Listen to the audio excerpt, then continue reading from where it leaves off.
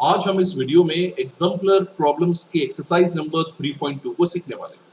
So let us start. Main question number 1, do the following pair of linear equations have no solutions, justify your answer. So हमें तीन सब questions पूछे गए हैं और हमें पूछा गया है कि क्या इनके नो सॉल्यूशंस है या नहीं है, यानी इन अदर वर्ड्स किसके नो सॉल्यूशन है, एक भी सॉल्यूशन ना हो। तो हम जरा रिवाइज कर दें कि नो सॉल्यूशन कब होता है।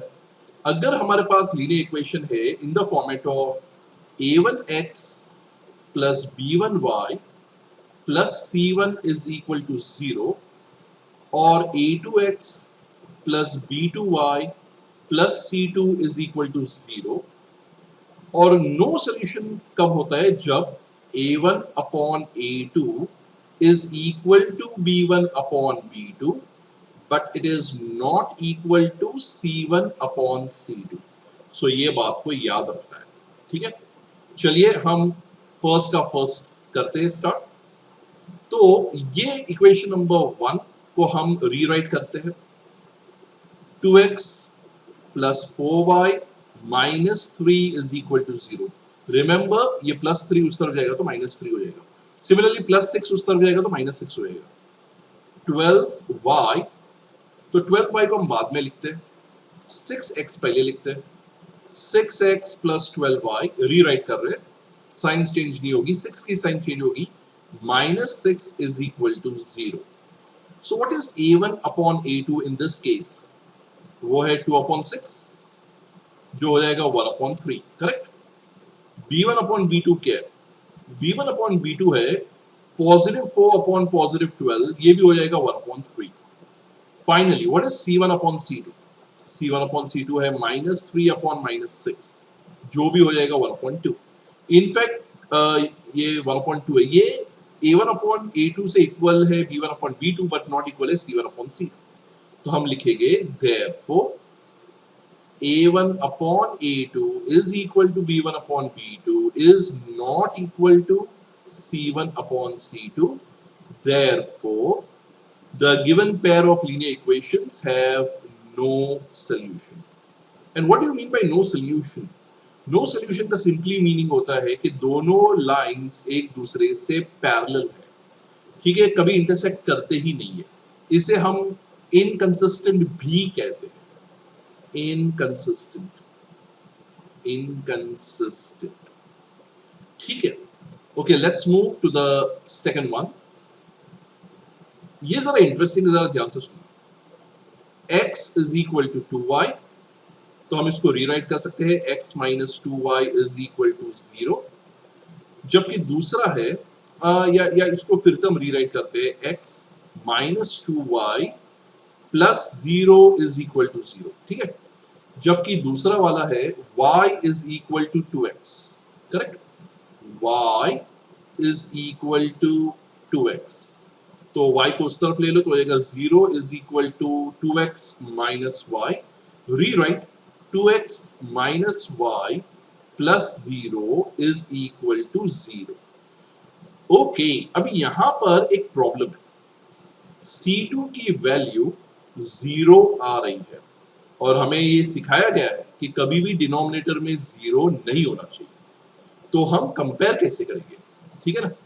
लेकिन हम ये देख सकते हैं कि सिर्फ मैं अगर a1 और a2, b1 और b2 को कंपेयर करूं, सो what is a1, what is a2 divided.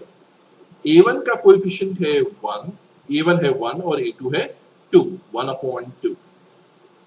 What is b1 upon b2? b1 upon b2 क्या है? -2 अपॉन -1, ठीक है, -2 अपॉन -1, तो ये हो जाता है 2। So we can see that a1 upon a2 is not equal to b1 upon b2. a1 upon a2 is not equal to b1 upon b2, यानी कि यहाँ पे है यूनिक सोल्यूशन, यूनिक सोल्यूशन, ठीक है। अगर तुम्हें नहीं पता चल रहा है इसका यूनिक सोल्यूशन कहाँ से आया, so please refer the previous videos. जो प्रीवियस प्रैक्टिस सेट्स है, एक्सरसाइजेस है, उसको प्लीज सॉल्व करो, वहां पे सब कुछ सिखाया गया है, सीधा ऐसा जंप मार के बताओ तो यूनिक सोल्यूशन आता है। therefore it does not have no solution. ठीक है ना, अब यूनिक सोल्यूशन है तो नो सोल्यूशन नहीं हो सकता। हमें सिर्फ ये पूछा गया था कि नो सोल्यूशन है या नहीं है, तो आंसर नहीं, नो सोल्यूशन ऐसा तो नहीं है क्योंकि इसका एक सोल्यूशन है। यूनिक सोल्यूशन का मतलब होता है the two lines intersect at one point. ठीक है, let's move to the third question.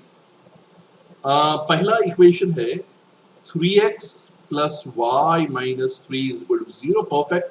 दूसरा है 2x plus 2 upon 3y minus 2 is equal to 0। मैंने क्या किया, प्लस 2 को उस तरफ ले लिया तो माइनस 2 हो गया। Okay, what is a1 upon a2? a1 upon a2 है 3 upon 2। Good. What is b1 upon b2? b1 upon b2 कितना है? सो b1 है पॉजिटिव 1 जबकि b2 है 2/3, तो ये हो जाएगा 3 अपॉन 2। कैसे? 1 divided by 2 upon 3 is equal to 1। Divide का जब मल्टीप्लाई होगा तो पीछे वाले का रेसिप्रोकल होगा और ये हो जाता है 3 अपॉन 2। ठीक है, अगर नहीं आता है तो इस तरह से साइड पे करके हम डायरेक्टली यहाँ पे लिख सकते हैं। चेक करो क्या ये दोनों इक्वल है? यस, इक्वल है, यानी यूनिक सोल्यूशन तो डेफिनेटली नहीं है। What about c1 upon c2? It is minus 3 upon minus 2, यानी ये भी है 3 अपॉन 2। तीनों के तीनों इक्वल है। Okay, therefore a1 upon a2 is equal to b1 upon b2 is equal to c1 upon c2. मतलब there are infinitely many solutions. There are infinitely many solutions. Many solutions. Therefore, it is also not a case of, it is not a case of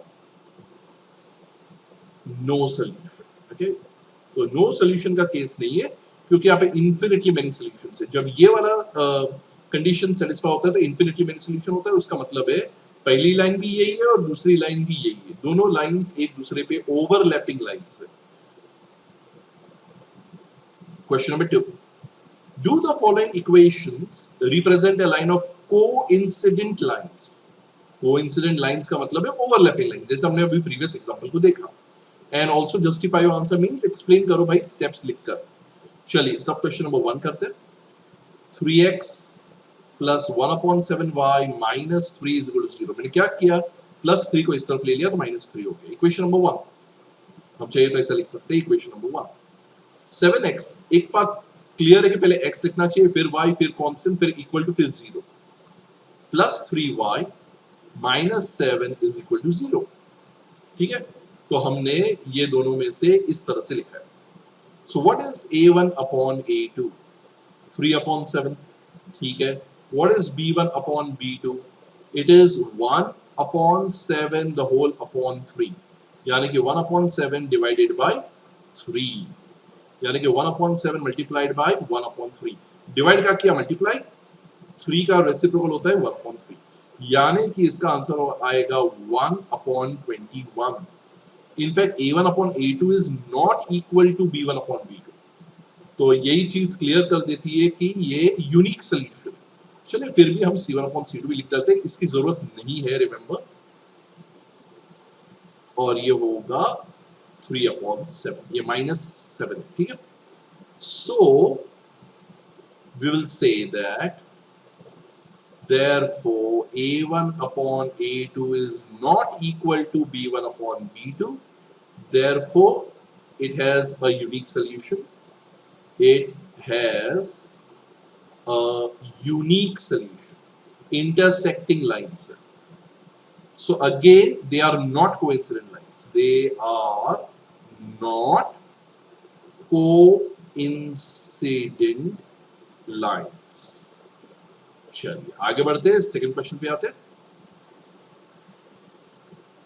यहां पे कर देता हूं मैं, minus 2x minus 3y, take the one on that side, minus 1 is equal to 0।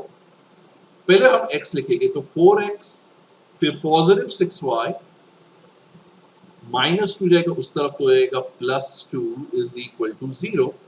So what is a1 upon a2? Minus 2 upon 4। -2/4 यानी -1/2. What is b1 upon b2? -3/6 वो भी है -1/2. And what is c1 upon c2? That is -1/2. इसका मतलब है तीनों के तीनों इक्वल है. हाँ, तब ये है कोइंसिडेंट लाइन. जब सबके सब इक्वल होते हैं तो उसको कोइंसिडेंट लाइन बोलते हैं. Therefore, a1 upon a2 is equal to b1 upon b2 is equal to c1 upon c2. Therefore, the given lines are coincident. Therefore, the given lines are coincident. Coincident का मतलब है पहली line भी वही है, दूसरी लाइन भी खुद वही है, एक के ऊपर एक line. They are overlapping lines. बढ़ते हैं नेक्स्ट क्वेश्चन पे. Third, x upon 2 plus y plus 2 upon 5 is equal to 0. तो हम ऐसा लिख सकते हैं इसको 1 upon 2x plus 1y plus 2 upon 5 is equal to 0. और दूसरा है 4x plus 8y plus 5 upon 16 is equal to 0. चलिए, तो अब हम लिखेंगे a1 upon a2 क्या है? 1 upon 2 divided by 4. वही चीज हम करते हैं साइड में फटाफट. तो आएगा 1 upon 8. तो जब कभी इस तरह करेगा तो नीचे के दोनों को मल्टीप्लाई कर दो. ठीक है, 2 4s are 8. b1 upon b2. b1 by default 1 है तो 1 upon 8. 1 upon 8 is 1 upon 8. c1 upon c2 is equal to 2 upon 5 divided by 5 upon 16. 5 upon 16. So इसको हम कर लेते हैं साइड पे. 2 upon 5 divided by 5 upon 16 यानी कि 2 upon 5 multiplied by 16 upon 5. सही है. तो 32 upon 25. ये तो कुछ कैंसिल भी नहीं हो रहा है. तो 32 upon 25. चलिए इसको मैं जरा इरेज कर दूं. तो क्या ये तीनों इक्वल है या नहीं है? Of course they are not equal. पहले तो इक्वल है, दूसरे तीसरे से इक्वल नहीं है. a1 upon a2 is equal to b1 upon b2 is not equal to c1 upon c2. Therefore, are the lines coincident? No. Therefore, the lines are not coincident. Coincident कब होता? जब ये तीनों के तीनों आपस में इक्वल होते तभी होता. फिलहाल ये क्या है? ये एक्चुअली पैरेलल लाइंस है, कोइंसिडेंट लाइंस नहीं. Question number 3. Are the following pair of linear equations consistent? Justify your answer. Consistent कब होता है? जब first a1 upon a2 is not equal to b1 upon b2 यानी यूनिक सोल्यूशन, तब ये consistent होता है. या a1 upon a2 is equal to b1 upon b2 is equal to c1 upon c2, तभी भी ये कंसिस्टेंट होता है. यानी infinitely many solutions.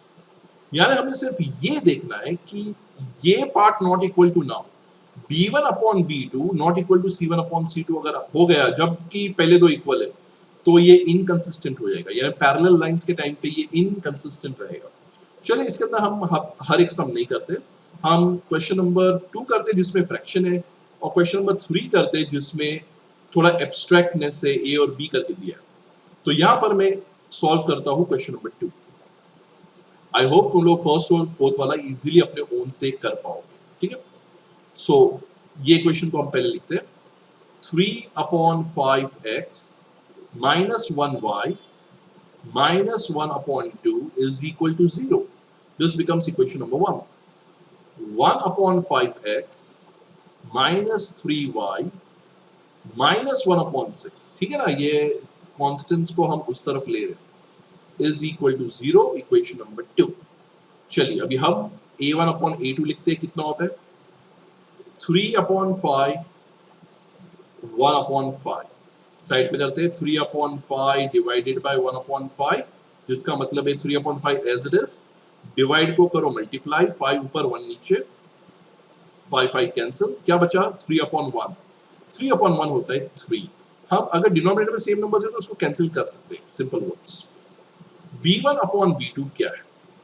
b1 upon b2 है -1 अपॉन -3, माइनस माइनस कैंसिल, ये है 1 अपॉन 3। सिंपली हम देख सकते हैं ये 3 है, ये 1 अपॉन 3 है, मतलब ये फर्स्ट कंडीशन को सेटिस्फाई कर रहा है। तो c1 अपॉन c2 को देखने की भी जरूरत नहीं है, हम सीधा लिख सकते हैं therefore a1 upon a2 is not equal to b1 upon b2, therefore the given pair of linear equations are consistent. Therefore the pair of linear equations are consistent because it has a unique solution. अब हम करेंगे question number 3।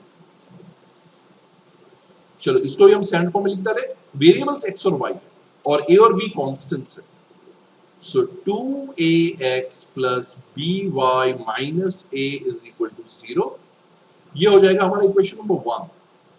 और 4ax plus 2by minus 2a is equal to 0, हमको कहा गया है a और b दोनों जीरोस नहीं है, ठीक है, okay.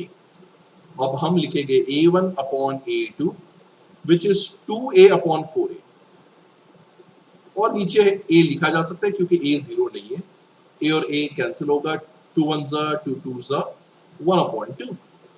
Similarly b1 upon b2 is equal to, b1 की वैल्यू है 1b और b2 की वैल्यू है 2b, b और b कैंसिल 1 upon 2। अच्छा ये दोनों इक्वल है तो हम चाहेंगे कि तीसरे से भी वो इक्वल हो तो ही वो कंसिस्टेंट है। c1 upon c2 minus 1a upon minus 2a, minus minus cancel, a cancel, ये भी है 1 upon 2। Therefore we can say that a1 upon a2 is equal to b1 upon b2 is equal to c1 upon c2. Therefore the given pair of linear equations are consistent, in fact ये है infinitely many solutions, okay? दोनों lines एक के ऊपर एक है, तो अभी तुम लोग जब फर्स्ट और फोर्थ को सॉल्व करेंगे तो हो सकता है उसमें से एक या दोनों इनकंसिस्टेंट आए। चलिए फोर्थ सम पे आते हैं। For a pair of linear equations, linear word use नहीं किया लेकिन लीनियर इक्वेशंस, इसको प्रोनाउंस करते हैं lambda, okay, lambda. Lambda x plus 3y is equal to 7, 2x plus 6y is equal to 14 to have infinitely many solution। infinitely many solutions यानी तीनों के तीनों इक्वल है, जैसे अभी अभी हमको यहाँ पे मिला a1 upon a2 is equal to b1 upon b2 is equal to c1 upon c2। the value of lambda should be 1। is the statement true? give your reasons। तो हम लोग क्या करेंगे, लैम्बडा की वैल्यू फाइंड करेंगे और देखेंगे 1 है या नहीं है।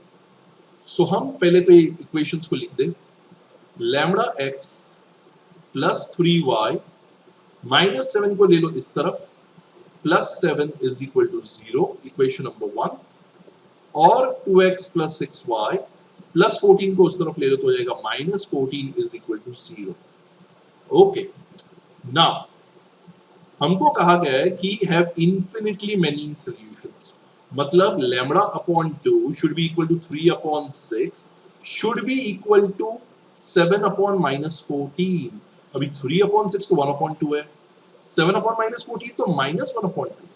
In fact b1 upon b2 c1 upon c2 से इक्वल है ही नहीं, तो इन्फिनिटली मेनी सॉल्यूशन हो ही नहीं सकता, ठीक है। लैम्बडा की वैल्यू 1 हो कि कुछ भी हो, 1 अगर है तो 1/2 इज इक्वल टू 1/2, बट फिर भी ये तो ये प्लस 14 होना चाहिए था या तो ये माइनस 7 होना चाहिए था। चलिए हम लिखेंगे a1 upon a2 is equal to lambda upon 2, ठीक है।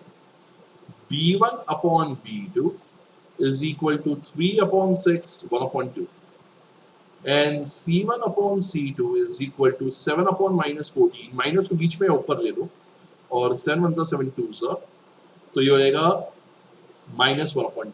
Therefore, we can say that b1 upon b2 is not equal to c1 upon c2। Therefore, it does not have what we say, infinitely many solutions. Infinitely many solutions. Therefore, for whatever the value of lambda, it is always false. मतलब lambda की value 1 तो क्या, कुछ भी ले लो, the statement is always false. Okay, you can write the statement is always false. So whatever the value of lambda, b1 upon b2 is not equal to c1 upon c2. Therefore अगर 1 है तो parallel lines हो सकते हैं, लेकिन infinitely many solutions कभी नहीं हो सकते. Question number 5. For all real values of c, the pair of equations this and this have a unique solution. Justify whether it is true or false. ठीक है, बोलते for all the real values for c कुछ भी हो जाए, ये हमेशा unique solution लगेगा. यूनिक सोल्यूशन कब होता है, जब a1 upon a2 is not equal to b1 upon b2. हम ये चेक कर लेते हैं कि क्या ये सच है या नहीं. सो दोनों इक्वेशंस को हम लिख लेते हैं. x minus 2y minus 8 is equal to 0 and 5x minus 10y minus c is equal to 0. ठीक है, सो a1 upon a2 क्या रहेगा, 1 upon 5. b1 upon b2 क्या रहेगा, minus 2 upon minus 10, which is also equal to 1 upon 5. तो unique solution तो हो ही नहीं सकता, क्योंकि a1 upon a2 should be not equal to b1 upon b2, पर यहाँ पर तो इक्वल है. ठीक है, therefore a1 upon a2 is equal to b1 upon b2. Therefore it does not have a unique solution. Why? Because ये दोनों का not equal होना चाहिए था. Therefore for whatever the value of c, where c is any real number, it is always false. The statement is always false. ठीक है, क्योंकि कुछ भी c की वैल्यू ले लो, हम कंपेयर ही नहीं कर रहे उसको, हम c1 upon c2 से कंपेयर ही नहीं कर रहे. ठीक है, क्योंकि यूनिक सोल्यूशन चाहिए तो a1 upon a2 should not be equal to b1 upon b2. ठीक है. Question number 6. The line represented by x is equal to 7 is parallel to the x-axis. Justify whether the statement is true or not. तो सबसे पहले ये याद रखो कि हमारे पास अगर ये y-axis है और ये x-axis है, और अगर मैं कहता हूँ x is equal to 7, तो इसका मतलब है x-axis पे 1 2 3 4 5 6 7, ये लाइन है x is equal to 7.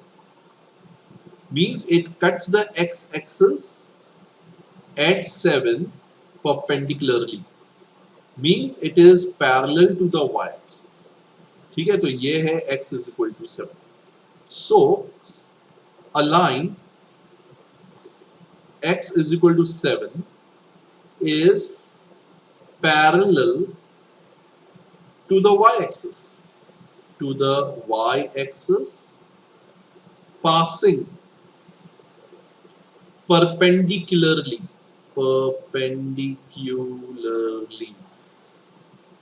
through the x-axis at 7. Therefore the given statement